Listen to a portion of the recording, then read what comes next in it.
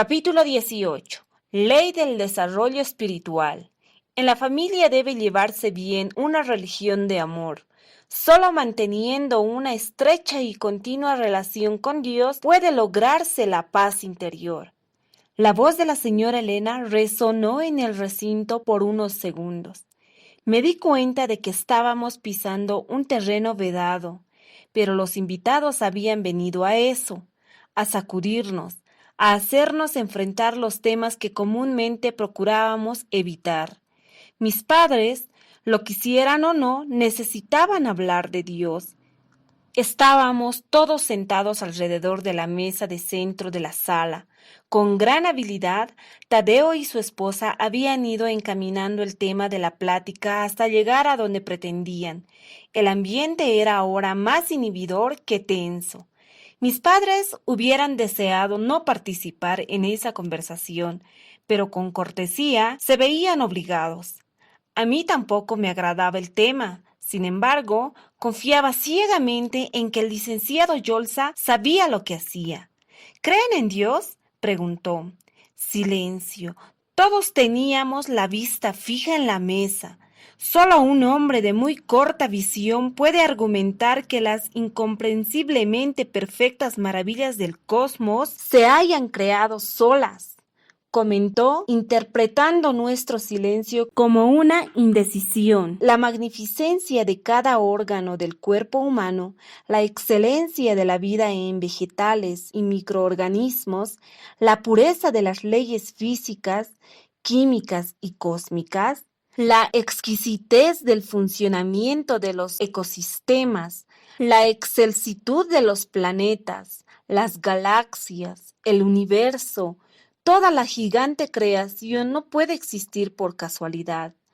Al ir descubriendo científicamente tanta perfección inexplicable, el hombre se ha percatado con más claridad de su pequeñez. Dicen que todo eso no es otra cosa que la madre naturaleza, interrumpió papá, dando un sorbo a su bebida y tratando de otorgar al tema un matiz de superficialidad. Si así quiere llamarle, está bien, pero indiscutiblemente detrás de esa madre hay una gran sabiduría. Lo que propicia la excelencia de todo natural es una inteligencia infinitamente suprema que ha diseñado y puesto en marcha cuanto vemos a nuestro alrededor. El azar no pudo haberlo hecho. Si la palabra imposible logra usarse en su justa medida, es en este caso solo un necio podría negar algo tan obvio. Espere, rebatió papá. Yo entiendo que debe haber una inteligencia infinitamente superior que organizó todo como existe. Pero eso no significa que debamos tener una religión, ¿o sí? No hablaremos de religión porque muchos adultos relacionamos erróneamente esa palabra con manipulación. Hablaremos de Dios. No solo su creación nos grita que Él existe, también está esa sensación con que llevamos dentro de necesitar hacer aquello para lo que fuimos creados. Nada causa más paz al hombre que practicar el amor. Nada más placer que tener una actividad creativa. Nada más alegría que actuar con verdad, honestidad y perdón. Es ahí, en el interior de nuestro ser, al comparar la satisfacción de hacer el bien con el desasosiego de obrar el mal, y sobre todo, al recapacitar en nuestra natural tendencia de buscar la perfección, que nos convencemos mejor de la presencia de Dios. ¿Qué tiene que ver todo eso con nosotros?, protestó mamá, fastidiada, echando una mirada a su reloj. Usted seguramente está enterado de que en esta familia acaba de ocurrir una gran desgracia, algo muy real, señor director. Dios pertenece a otra dimensión. Hablar de él no nos va a ayudar en nada. Se equivoca, señora. El problema de cada uno de los miembros de esta familia es una severa infección en el alma que no puede ser curada por medicinas humanas. Si lo desean, mi esposa y yo saldremos de inmediato por la puerta que entramos para no molestarlos más, y entonces ustedes podrán acudir a la filosofía, a la terapia psicoanalítica o a la consejería astral, pero nada de eso los sanará. Serán paliativos que les quitarán el dolor solo de momento, y cuando el efecto de los analgésicos pase, la infección resurgirá desde lo más profundo de su ser, ahora más grave. Pueden darle 1000 vueltas al asunto, pero tarde o temprano comprenderán que Dios es la única fuerza que puede sacarlos del agujero en que están. Extendió la mano izquierda a su esposa, y la señora Elena, como adivinando las intenciones de su marido, le alargó una pequeña Biblia que había traído dentro su bolsa de mano. El licenciado la hojeó como quien sabe perfectamente lo que busca y leyó. Cuando los fariseos le preguntaron a Jesús dónde se hallaba el reino de los cielos, él les dijo: el reino de los cielos no vendrá a ustedes en forma visible. No se dirá ahí está o allá está, porque de cierto les digo que el reino de los cielos se halla ya entre ustedes hoy. Levantó lentamente el libro. ¿Saben lo que esto significa?, cuestionó. Significa que Dios es una presencia viva en nuestras vidas, que no pertenece a otra dimensión, sino que está presente para que todo aquel que desee tener una relación personal con Él. Espere, volvió a interrumpir mamá, haciendo caso omiso al comentario anterior y dando la apariencia de estar molesta por el asunto que se discutía. No es aceptable que, siendo un Dios de amor presente, como usted dijo, a cada momento en nuestras vidas, nos envíe tanto sufrimiento. Y sin poder evitar un tono de desolación, agregó: ¿en qué cabeza cabe suponer que un padre amoroso permita cuanto permitió en mi casa? Yolsa detectó que mamá no estaba protestando solo por protestar. Detrás de su altanería se escondía una desesperada necesidad de hallar razones lógicas a ese dolor que tan ilógicamente la estaba matando. Vamos a ser realistas, señora. Ni usted ni nadie puede concebir que Dios, amor, propicie el sufrimiento. Simplemente, nuestras medidas no son sus medidas, ni sus juicios los nuestros. Ocurre algo indeseado y lo culpamos a Él, pero el sufrimiento no es causa de su voluntad, sino consecuencia de violaciones que hacemos a sus leyes. Él nos ha dado libertad y, usándola bien o mal, sembramos para después cosechar. Si usted lanza una piedra por la ventana, no la podrá detener en su caída. Dios ha creado las leyes, señora, que están a nuestro servicio. Pero si alguien, queriendo o no, las desafía, por ejemplo, lanzándose él mismo por la ventana, sufrirá las consecuencias. Eso es todo. ¿Y por qué, si nos ama, no evita ese sufrir las consecuencias? Porque es nuestro único medio de aprender y creer. Hojeó nuevamente su Biblia y leyó: ciertamente ninguna corrección que se nos dé es motivo de dicha, sino de tristeza. Pero más tarde el dolor dará a los ejercitados en él una vida de paz y rectitud. ¿Entiende eso? La muerte de Saúl no tiene sentido alguno si ustedes no mejoran radicalmente con ella.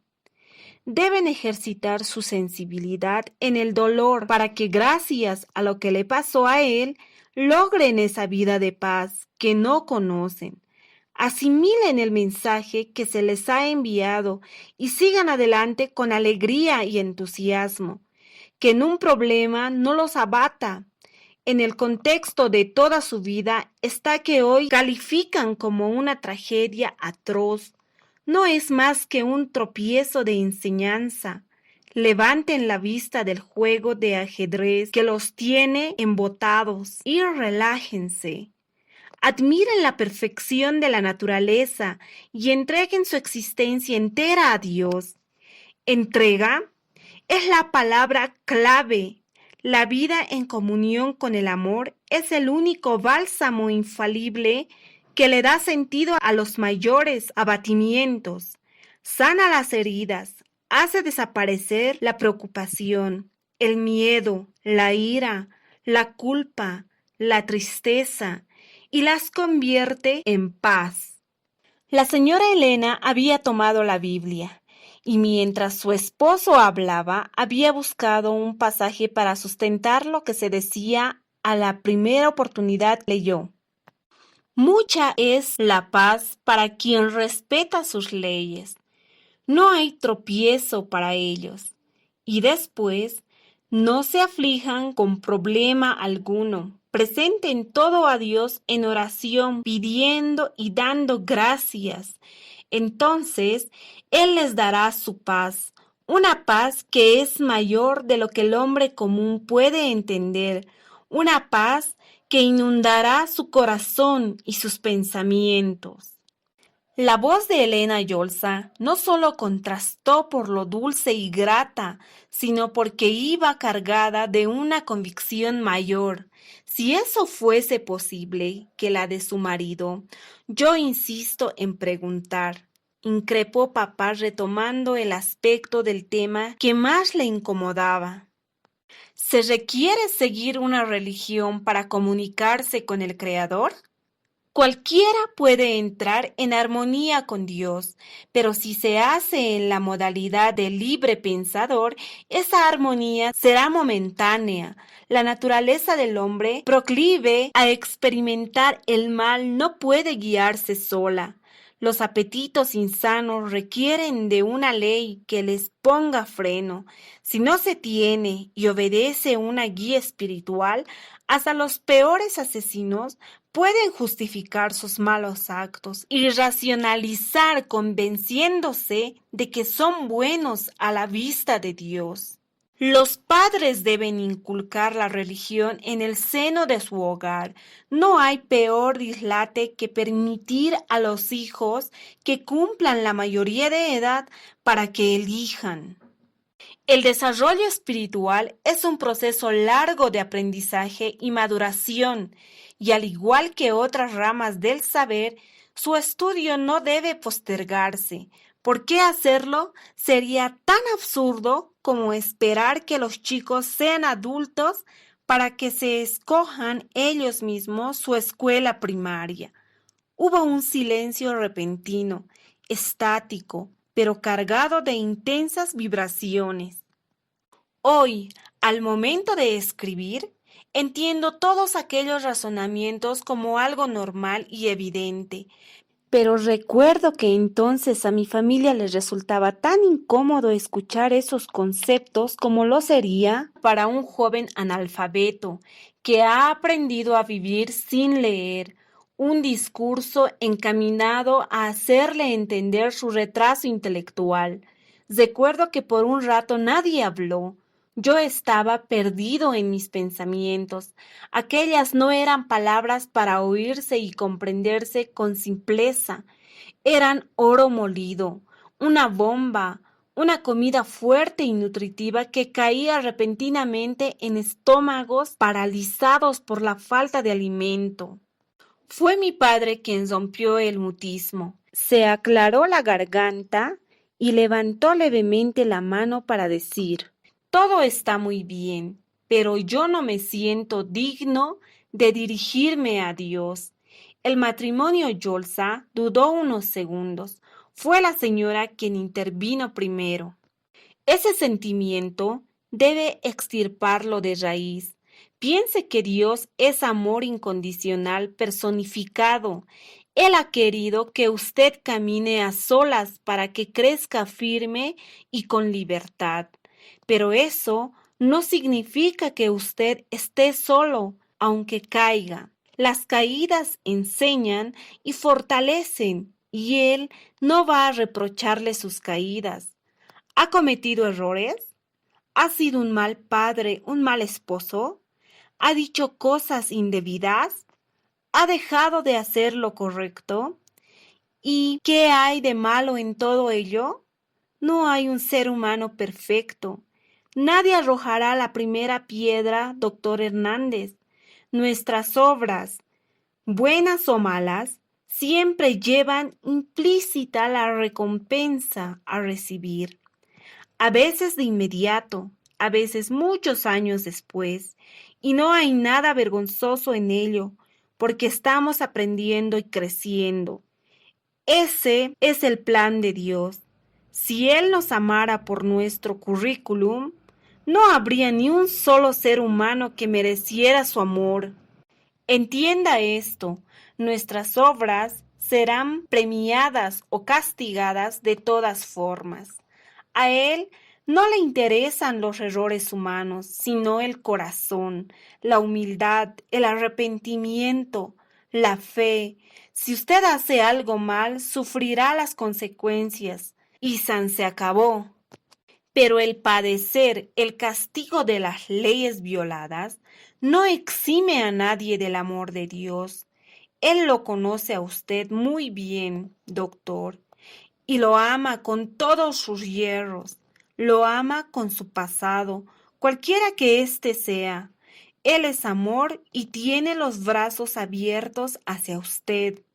Mi padre bajó la vista y pareció afectado por los últimos argumentos. Y hay algo más, complementó el licenciado Yolsa.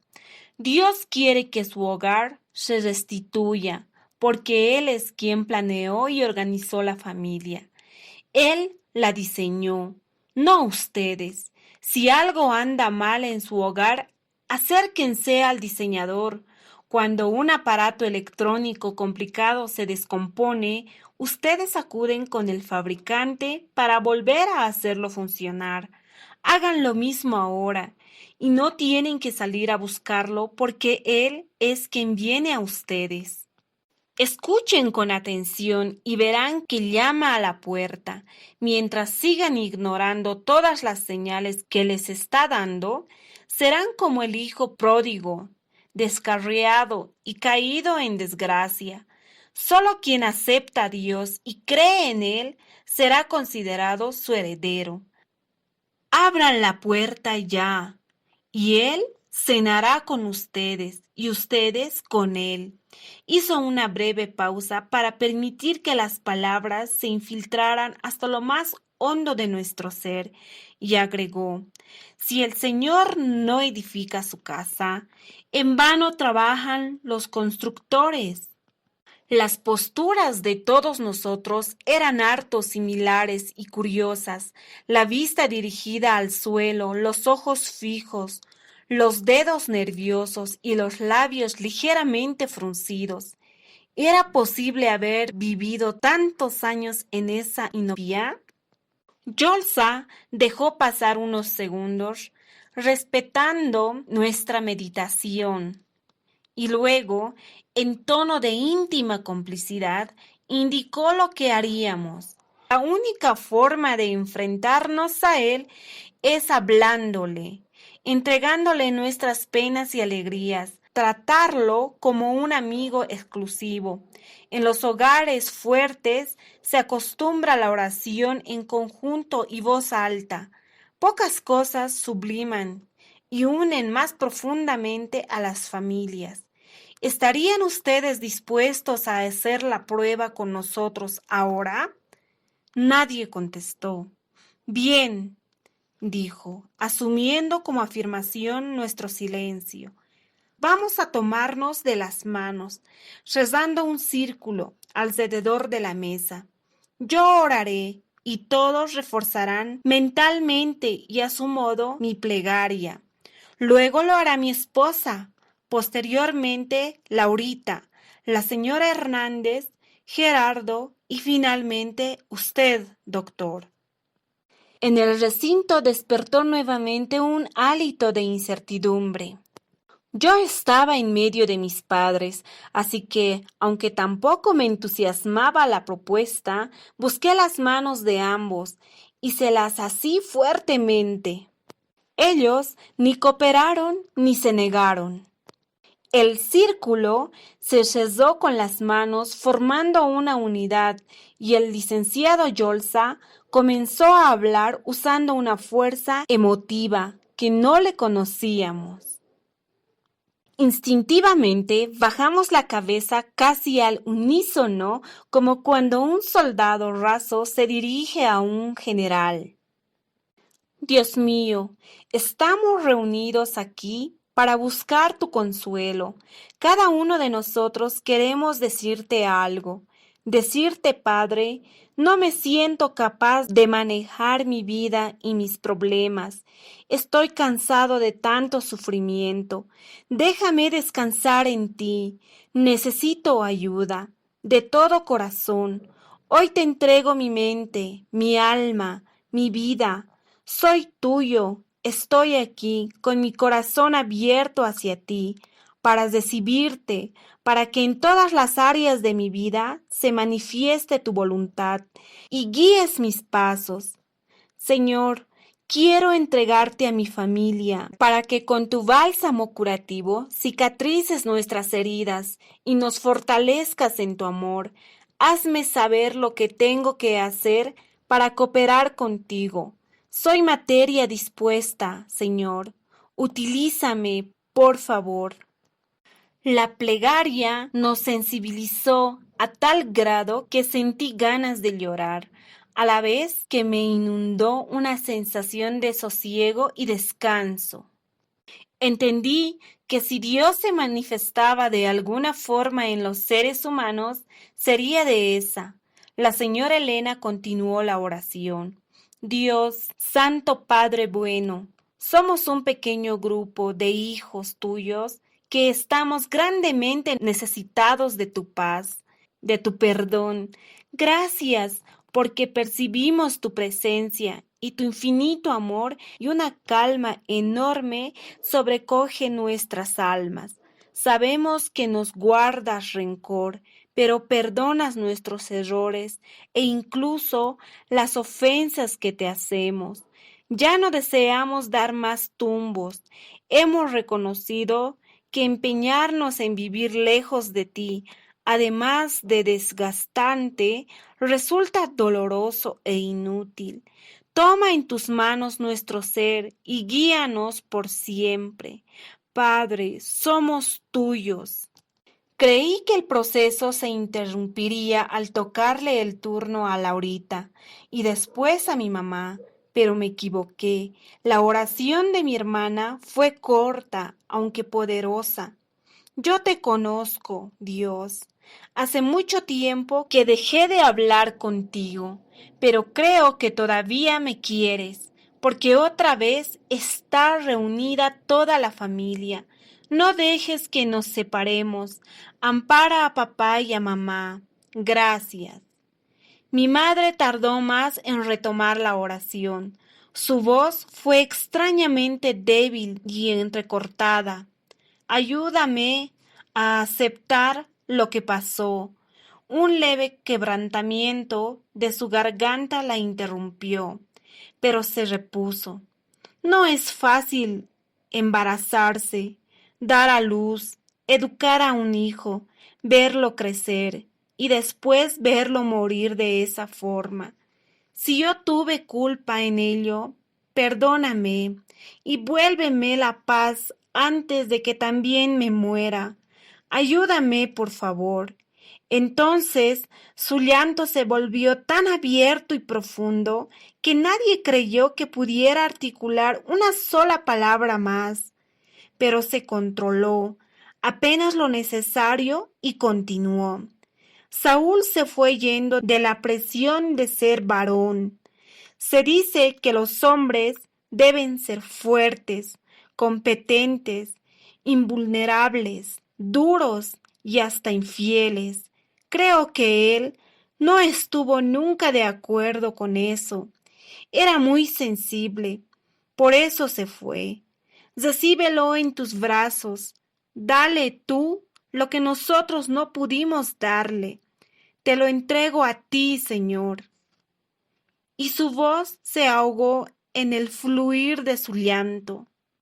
Mamá no había llorado en el sepelio. La presión acumulada en las últimas 3 semanas de continua oposición a la realidad había sido demasiada, así que la vimos deshacerse en sollozos y quejidos de forma impresionante y desgarradora. Pero nadie se movió. La cadena de oración continuó. Era mi turno. Mi subversión hacia toda la teología se había tornado en sed, sed de ese zumo vivificante que ofrece Dios. Sin embargo, las palabras se me atoraron apenas pude decir: los que estamos aquí estamos vivos. Es por algo, ¿verdad? Ayúdanos a entender por qué. Tú tienes un propósito para cada uno de nosotros. Háznoslo saber. Ahora nuestros oídos están abiertos a tu voz. Háblanos, Señor. Antes de comenzar, papá se aclaró la garganta. Su mano, que tenía asida a la mía, me apretó con fuerza. Deseaba comunicarse con Dios, pero se hallaba como mamá, en el hilillo del quebrantamiento. Padre nuestro que estás en el cielo. Se detuvo. Nadie continuó la oración que inició. Yo solo quiero pedirte que le digas a mi hijo que lo quiero. Comenzó a llorar. Dile que daría mi vida por saber que me ha perdonado. Nadie me enseñó a ser papá. Por supuesto que eso no justifica las tonterías que hice, porque a nadie se lo enseña.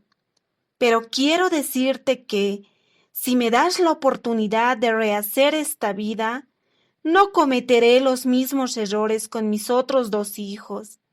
Si mi esposa me lo permite, la abrazaré, la besaré y compartiré con ella mis problemas, mis alegrías.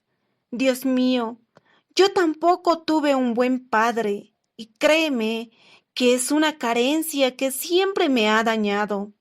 Dame otra oportunidad, Señor.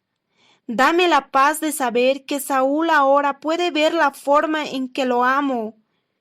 Últimamente, no he pensado en nada más. Cuando él era pequeño, orábamos juntos. ¿Cómo y cuándo fue que dejé de enseñarle? Me causaba gracia verlo invertir las partes del Padre Nuestro y persignarse torpemente con la mano izquierda. Mi niño, fue tan hermoso tenerlo. Nadie se imagina la pena que me embarga al entender que no volverá a estar aquí. Dios mío, tú sabes del tormento que siento desde que Saúl se fue. Recuerdo que cuando comenzó a dar sus primeros pasos, lo hacía riéndose y abriendo las manos para guardar el equilibrio. Recuerdo que no le gustaba dormirse sin que le contara un cuento. Lo recuerdo de pequeño, haciéndome 1000 preguntas que yo no sabía contestar. Lo recuerdo coleccionando piedritas extrañas, hablando con los pececillos del globo de cristal, llorando cuando reprobó su primer examen en la secundaria, y luego, repentinamente lo veo confundido, rebelándose contra su familia, contra su escuela, pero sobre todo contra su padre inepto. Y luego, Señor, lo sueño ahí, girando levemente en el aire, suspendido por el cuello con su cinturón. Su voz perdió tono y timbre. Todo mi padre era una llaga abierta y supurante, un ente aplastado por el peso del dolor. Un cuerpo examiné asfixiado por los gases venenosos de la tristeza. No levanté la cara para verlo. Era innecesario contemplarlo, porque su aflicción podía sentirse como una brisa de ácido. Me recuerdo abrazando su cuerpo frío, continuó, con una voz que no era suya, como si todavía pudiera sentir después de muerto mi piel, que nunca sintió en mi vida. Y es que, Señor, aunque era tarde, yo solo quería pedirle perdón. Quería que supiera que lo amaba y que nunca había deseado que se fuera. Díselo tú, y sobre todo, perdóname tú. Ahora que veo mis actos hacia atrás, puedo distinguir que antes de la tragedia me diste muchas señales de que estaba haciendo las cosas mal. Te comunicaste conmigo de 1000 modos distintos.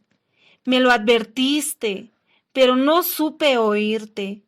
He tenido que pasar por esta experiencia horrible para entender que nos hablabas a cada instante a través de gente que conocemos, de cosas que vivimos, de escritos que llegan a nuestras manos.